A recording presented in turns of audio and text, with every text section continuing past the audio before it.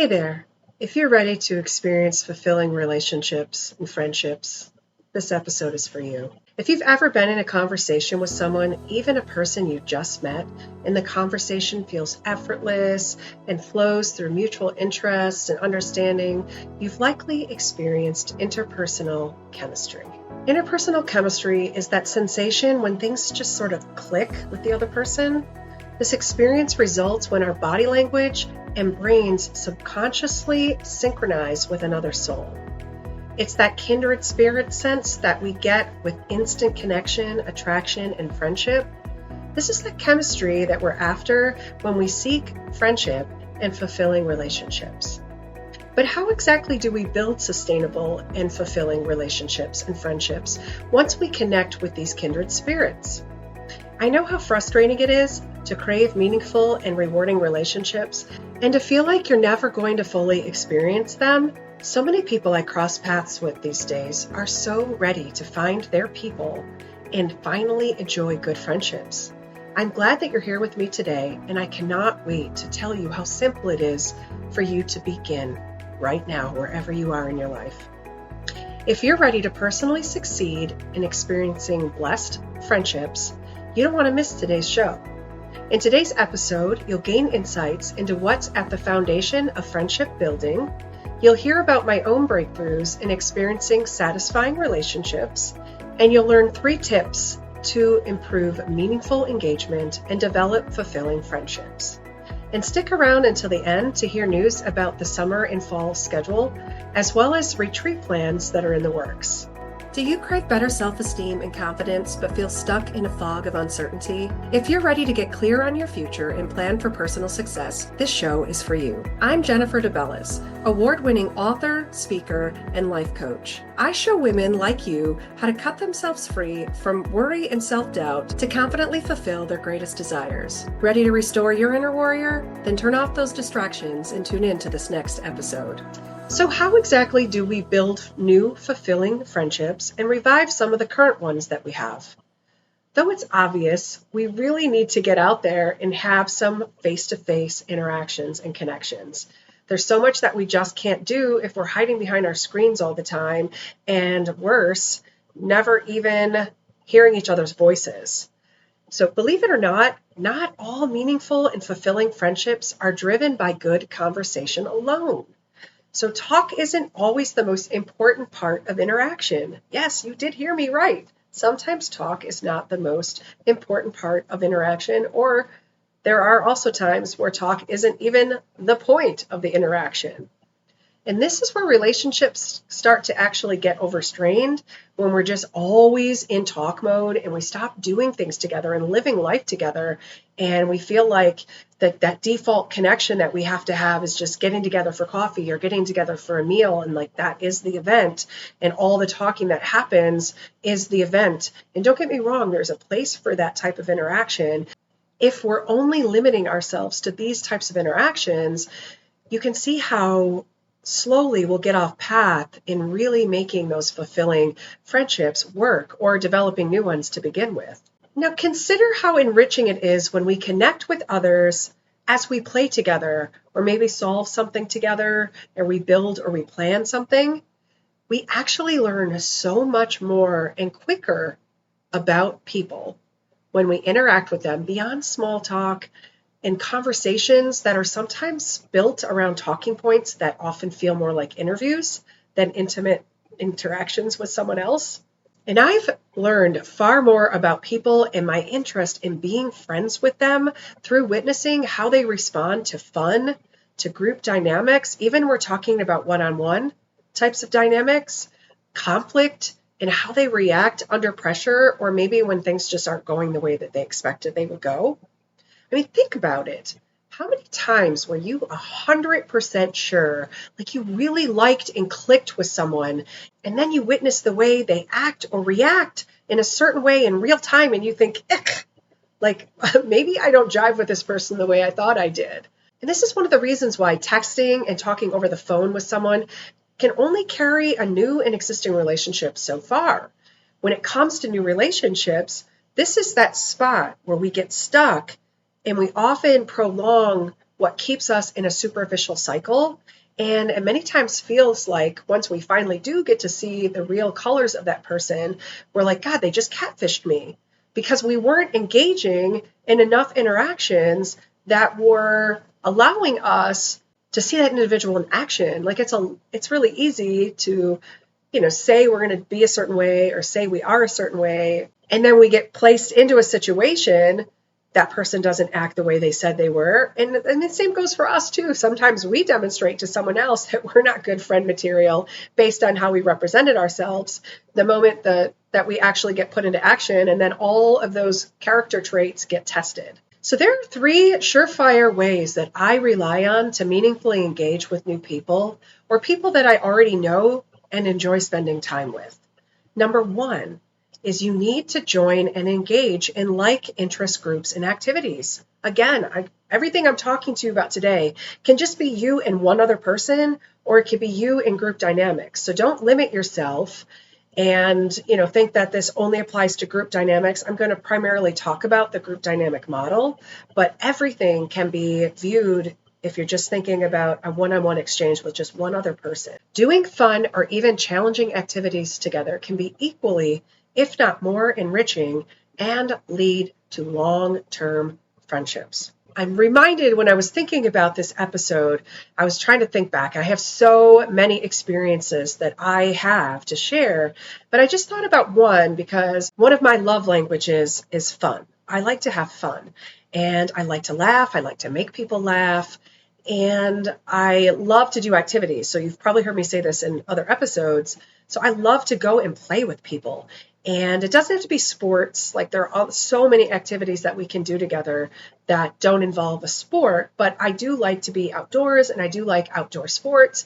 And so years ago, I joined a softball league at my church, and I didn't play softball in school. And so I knew enough about some of the rules, but I had to really learn the game firsthand. And it was the first time I was learning it as an adult. And of course, I was in the prime of my life. I was picking up on things really fast. And I loved the game. I loved the game, and I loved the group of individuals that I got to play with. And of course, they're all from my church. And a lot of the women were involved in different types of ministries or different types of groups that I also was connected with in the church. And so it was this really cool kind of like extension of something that we got to do and have so much fun together. Even now I'm thinking about been dealing all this week with a heat wave that's moving through Michigan. And I'm thinking, oh my gosh, there were days where we had to go and play in 100-degree weather like we've been experiencing now. And now I go outside and I'm like, do I want to go for a walk, or can I go sit back in the air conditioning? But back then it was like, you couldn't keep us away from each other. You couldn't keep us away from the fun. And so by doing those fun, meaningful, liked interest things together, it really brought us closer together. Like, even though I don't even go to that church anymore, I'm not in leadership there, I'm not in those groups, I still keep up with some of these individuals. I still get to run into them at grad parties or weddings or different types of community events. And we just pick up like there's been no lost time. And, there's a couple of them that I actually still see on a regular basis. And so that's a really cool thing that came out of that. But one of the things I was thinking about when I was thinking about sharing this story was that the conversations that flowed from these were far more fulfilling than anything that we ever accomplished just sitting on a sofa together. So there were times that our relationships, because we strengthened those bonds over time, that we would sit on a sofa, whether it was at somebody's party or at the church after a service, where we would sit on sofas for hours and talk. And don't get me wrong, there is a place for that. But what I'm trying to talk to you about today is to not just fall into that default mold, like that's the only way we can live. And that's the only way we can have friendship, is if we're just sitting around and we're just talking for hours and hours and hours. You might be a person who doesn't have that much talk in you. And so now what do you do if you're like, oh my God, I can't be that person for anybody? How am I going to have friends? Well, friendship doesn't quite work that way. And I'm sure if you start talking to other people about what I'm talking to you about today, they'll confess the same thing. Like, yes, I'm really struggling because people don't have the same amount of time anymore to just sit around and do those types of things, or the interest to want to just sit around and do those things. And again, there's a time and a place for it. They don't want to always, every time they finally get a babysitter, or they finally get the universe to align their schedules to be like, okay, now I want to go from being stuck in my house to now go sit and be stuck in someone else's house just talking. That's one really important consideration here, is all that meaningful engagement and that fulfilling engagement that comes out of that. And I also want to mention another layer to this, which is don't skip the trip after the game to get ice cream or coffee if you can help it.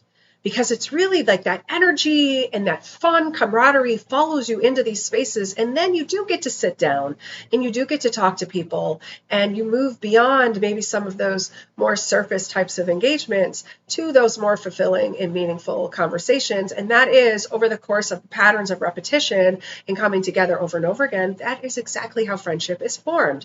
We got to get out of this default mold thinking that friendship is going to be that just that instant chemistry that I opened the episode with. Like, it's amazing when we get that interpersonal chemistry that happens, but that also has to be nurtured.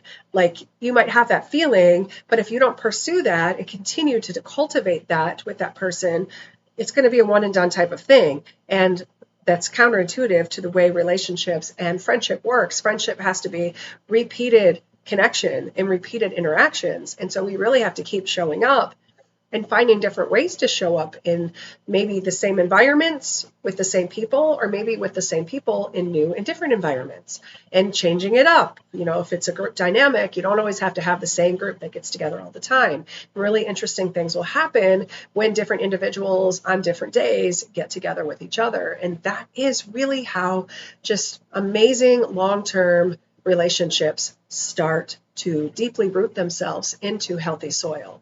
And like I mentioned last episode, when you meet someone and you click with them and you exchange that information, you actually have to reach out to them, follow up with them, I don't know what, social media outlets you use, if you use them at all, but I don't like to use social media for a lot of things that are not professional. But one of the things I love about still having Facebook is the events. And people invite me to those events. And then I'm able to say, maybe I can get to that. Not only to support people who I want to support in the arts and different things, but also I want to see those people. Those are my people. And so it's that's just one way that I set myself up to succeed in being able to even know where am I supposed to go. I'm not going to sit and be events near me, but you can easily in this day and age keep up with your people and see where they might be going, because even if it's not their event, you can see if they're interested, or if they said they're going, then you reach out to them and be like, hey, I noticed this event that I think we would both love, and I see that you're already interested in going. Would you like to go together? And it's that very simple thing that we have at our fingertips. And that's just one example. Every social media platform has these different outlets where you can keep in touch with people that way and kind of see where all the hot activities and interest things and the people who share your interests are considering going, or actually saying, yeah, I'm going to that thing, or it's my event. Please come hang out with us. So you have to look for those new opportunities, and you have to keep attending those engagements where you connected with these people to begin with, because that connection does come through repetition over time, and you're getting to know people at that point each step of the way. So you might find also that maybe someone who you thought you were going to have a better connection with, you don't have as well of a connection with them. And maybe you're realizing that person isn't, you're part of your people group at all, or maybe vice versa. They realize that you're just not quite what they were looking for in friendship. And we have to be willing to be realistic about that stuff as well. And my second tip is consider structured gatherings. So it kind of feeds off of this number one trick.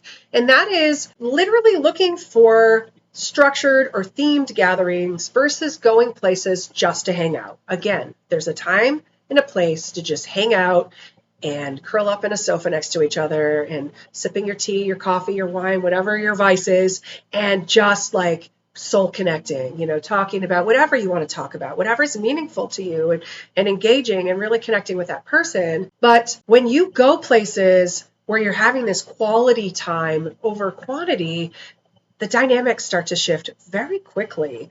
And something sometimes that sitting around and filling the silence with over talking actually gets boring. It sometimes becomes awkward. It can start to feel transactional, and we're just going through the motions, we've got to talk about these different things that are almost on a checklist. Say, okay, we've got to move through this. And I know some of us have to go through different family gatherings or work events and things like that we kind of have to work through some of this transactional stuff and, coexistence spaces that maybe we're not like, ooh, I'm super excited to be here. These are my people. And, I'm saying like, okay, so you've got to get through those things, but that's not the same as having these fulfilling friendships and these long-term relationships that have really good root systems. Is we don't want to feel like we're going through motions or we're transactional, even with the very first questions that we ask people, because we don't want the other person opposite us to just fall into this default where they're just like subconsciously answering questions. They're not there.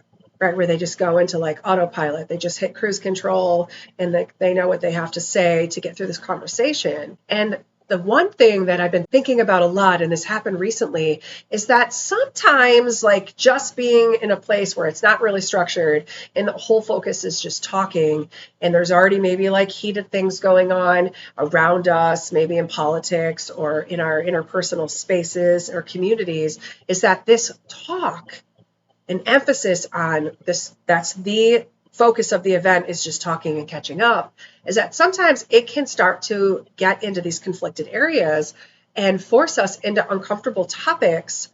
Not to say that there isn't a time and a place that we should be able to have very deep, maybe like controversial conversations with people. But when we're trying to have these just meaningful interactions where friendships are developing and we're developing them, it's like sometimes we don't want it to get into these areas where we're like, I'm not ready to talk about with this with this person, or I don't even know how to fully reconcile my thoughts on this hot topic right now, so I don't want to talk to anybody about it.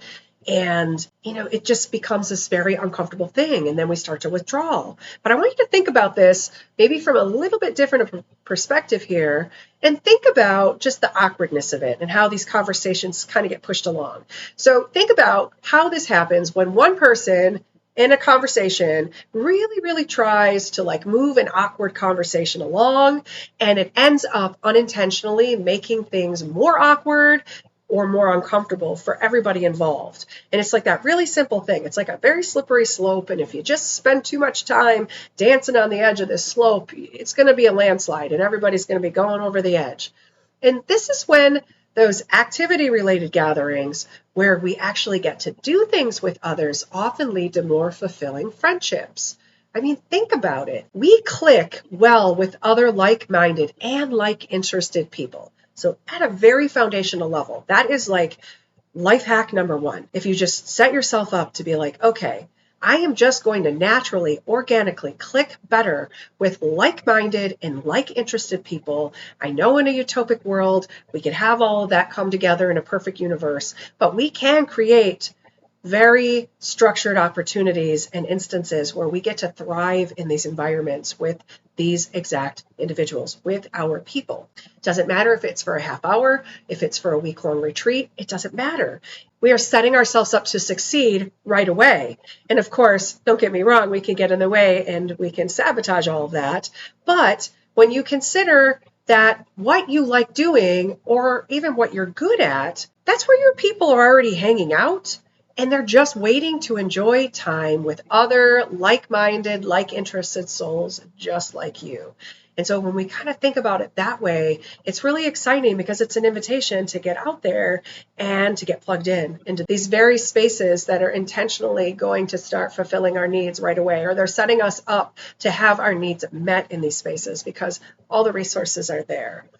And I want you to also not underestimate these themed groups or events or outings. So like sometimes people have themed events where you have to dress a specific way, or there's a specific theme or focus, or you think about like book clubs. That's a very basic, easy thing where, they're picking the books and there's so many different book clubs. And so you got to find the right one also. Like if you don't like romance and psychological thriller is your thing, like obviously if you get set up in a romance novel book club, you might want to rethink that and find your group that would be better fitting for you. And the third trick is when you don't see or see enough of the types of gatherings that you know that you need and other people who crave the same exact types of meaningful relationships and friendship building that you do, create them.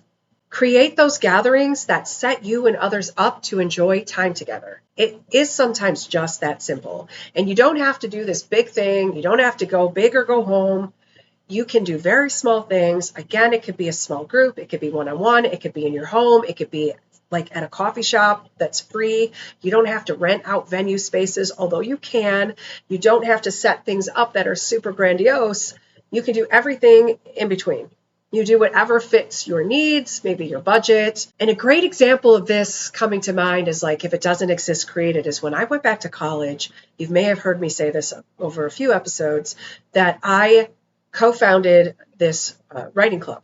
So we had a college writing club. I wanted to get plugged in. I wanted to meet people. I was just at a time in my life where I needed good friendship and I needed like-minded, like-interested individuals. I knew that I might have been a little bit older than some of my peers. And so I wanted to create a space that didn't exist, and I did. And it was this amazing, amazing group that incorporated all these other outside interests. Like, it brought together artists and musicians and, playwrights and all of these, and actors. And it wasn't just writers and poets. And it was this really cool group of individuals. And one of the things, like, obviously the college gave us space to host events and stuff and host meetings, but we started doing like pop-up coffee shop readings, and we'd have like just open mic, just treat it like an open mic. We didn't have any type of like paid headliner or whatever, but we would meet the coolest people in these coffee shops also, who would just hop in just to listen, or someone would be like, oh my God, I want to participate. And it was just this amazing experience. And the coffee shops were always very welcoming to us. They gave us the space. We were patronizing them by buying their products.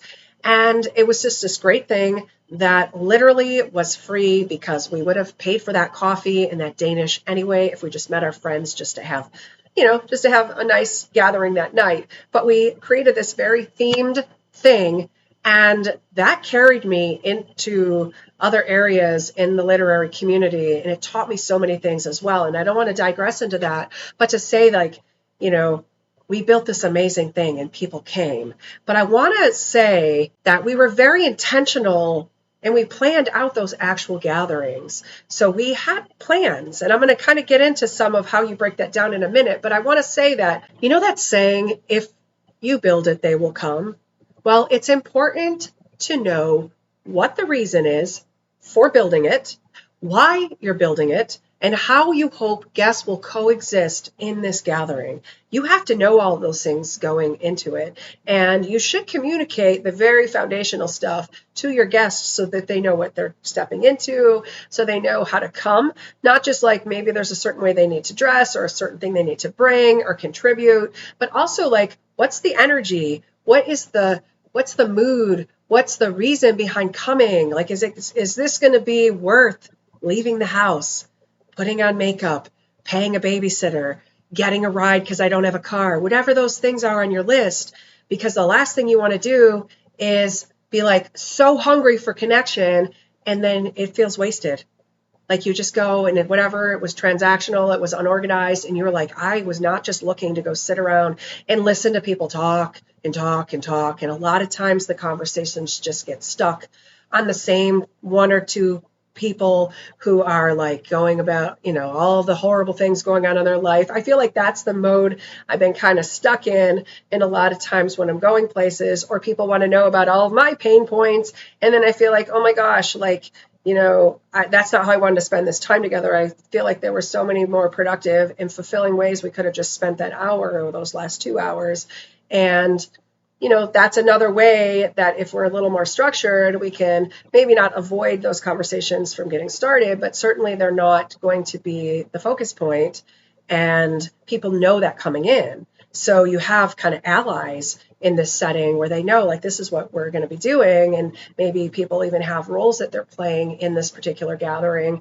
And it's easier to get things back on track and get things going in the direction that the whole event is planned for to begin with, because again, you know what has to happen, and then you can get those things moving. And really, like, the thing that I ask myself, is this something that will bring me and my guests fulfillment in open ways into friendship? So that's kind of the question you have to ask yourself right at the beginning when you start brainstorming. What is it that I want to do? It's like, what do I need? What is maybe my pain point? What do other people need? And, I can think of all these different events that I've done throughout the years, even just having, like moms over without their kids. And, we do a breakfast on a Saturday when their husbands are home, and we pre-orchestrate all this. And, just like that fun thing. And, you can't talk about your kids right now. And this is a kid-free zone. And, like not making it stringent, but making it kind of funny and fun, and giving them a place. And then the people who do come are ready to be like, okay, we're going to play games, and you're bringing your favorite game, and we're going to do this, whatever. We're going to solve this mystery together. Whatever it is that you're doing to just try to have some fun. We're going to play kickball in the back. It doesn't matter what it is. Your group, you decide what it is that you need, what they need, and how you think you're going to fulfill those needs. And always having your eye on why those needs exist to begin with really helps you drill down into what specifically you can do in order to meet those things. So sometimes you kind of have to move back and forth between the what, the why, and the how in order to work out all the finer details of things. So we start with that specificity. And the gathering itself, again, can be simple. It could be meeting at a coffee shop. It doesn't have to be something major. And just so you know, you don't have to buy coffee to meet people at a coffee shop. It could be free for you if you're like, I'm on a budget. I just want to see my friends. I want to catch up, or we're going to plan this thing. Maybe it's the planning committee before the actual gathering or event. That's awesome. It could be this small coffee date, or it could be this much more intentional and impactful thing that you're going to do. You're going to go out and have fun and enjoy something together. Is you have to do these three things. You have to know what exactly is the purpose. Just saying let's get together might entirely miss the point and could actually be unfulfilling in the end for people. You have to know why you're bringing everybody together. And you have to know, how will you spend the time together? How will it fulfill your and your guests' needs to experience enriched interactions? So I was reminded of how amazing these types of interactions are when I met my biracial biological sister last year. And we went to this 40 plus double Dutch club. And if you don't know what a 40 plus double Dutch club is, look it up. It's an amazing community. And I felt so, first of all, just like blessed to be able to have this insider experience into a club that I, first of all, didn't even know existed, but in a culture that I don't necessarily belong to. So I probably wouldn't have it wouldn't have hit my radar. I would have never have known about this 40 plus double Dutch club had all these stars not aligned up for me in this way. And it was such an extraordinary concept and group of dynamic women who just literally come together to play together. And they do it. They get together once a week. And it's not always the same women who can come, but some women never miss a meeting. That's how important this having fun together is. And it was just this incredible experience, because I also want to preface that I have been in a lot of situations where sometimes women can be very catty, very competitive, and they use like the fact that you aren't maybe as good at something, or you actually don't even know how to do something, to their advantage to kind of like have a leverage up. And that's the worst feeling when you go into a community and you're trying to connect and make friendships where you feel like people are one-upping you and they're not even going to help you succeed and show you how to navigate these different interactions that they're doing and stuff. So one of the things that really stuck out to me right away was how, not just how people were treating me, but how people were treating all the other women. And we're talking about women from 40 years old to approaching 100. So there were women in there double dutching who were almost 90 years old. And they're still in there jumping and twisting around like they're still on the playground as a little girl. And it was just incredible. But the thing that stuck out to me the most was how that iron sharpening iron thing was happening, and how women, if they could see some other gal kind of like sitting on the sideline, struggling with something, or they could actually see them like they couldn't get into the double dutch or whatever, they would go and they would help them succeed. And they would just do it with them, right? It was just this amazing, it just felt like if I could come up with the perfect mentorship program in action, this was it.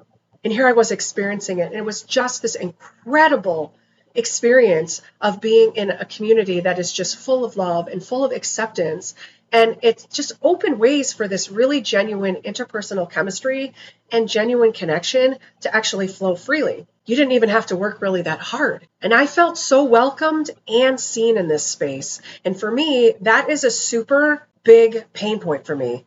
is feeling accepted, feeling welcomed. I should say 2 pain points, and also feeling seen. So those were 2 pain points that were just met right away, very fluidly, naturally. And, I fell in love with this structure of this club so much that I'm building some of its concepts into my Restore Your Inner Warrior retreats. And so there are some changes coming to the summer schedule of the show, as well as the fall lineup and Restore Your Inner Warrior's future, as it begins to offer local and destination retreats. So that's right. I am excited to be at the beginning stages of planning a retreat lineup, and I cannot wait to announce a retreat theme and schedule, which will hopefully all come together by the time fall hits. So I'm really hoping to use these summer months to get all of these things in order to at least have a schedule that we can start working from. And of course, I am being very intentional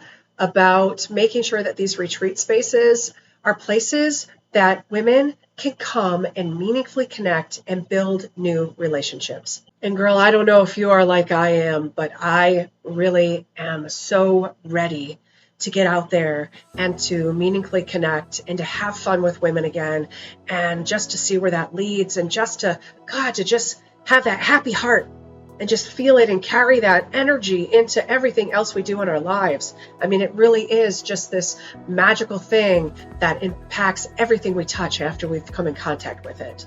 So in all of this planning, I do need to take some time from recording new episodes so that I can work out these retreat details. So new releases will resume in September. I don't have the exact time yet, but I will communicate that. So if you are not following my channel or not a part of the Facebook Restore Your Inner Warrior Sisterhood group, there's a link for that in the show notes below. Go ahead and get signed up for that, or even subscribe to my email list, and I will be communicating through all these different channels on what all the different news items are as they develop. And during this summer break from actually recording new episodes, I will be building a library of episodes with shared topics, and they'll have clips in them and different excerpts from the segments, so that you'll be able to kind of like maybe pick some themed topics to follow along with, and maybe there's some episodes that you haven't seen yet, so you get to go back and find those. And I'm also working on bringing on some guests in the fall, so there's lots going on behind the scenes here. And so until we see each other again, I hope that you keep believing in yourself the way that I believe in you. Promise me you're going to get yourself into those right spaces, and then just watch how your life transforms into the beautiful one that you crave. Well, girl, I hope you enjoyed today's episode. If so, consider following my channel and sharing this with friends who also want to restore their self-worth and confidence. And if you're ready to get clear on your future and plan for your personal success, consider booking a one-on-one coaching call with me. Find more at restoreYourInnerWarrior.org/0 to clear. A link for this is in the show notes below. And as you go through your week, may your empowered spirit, mind, and heart guide you. Ciao.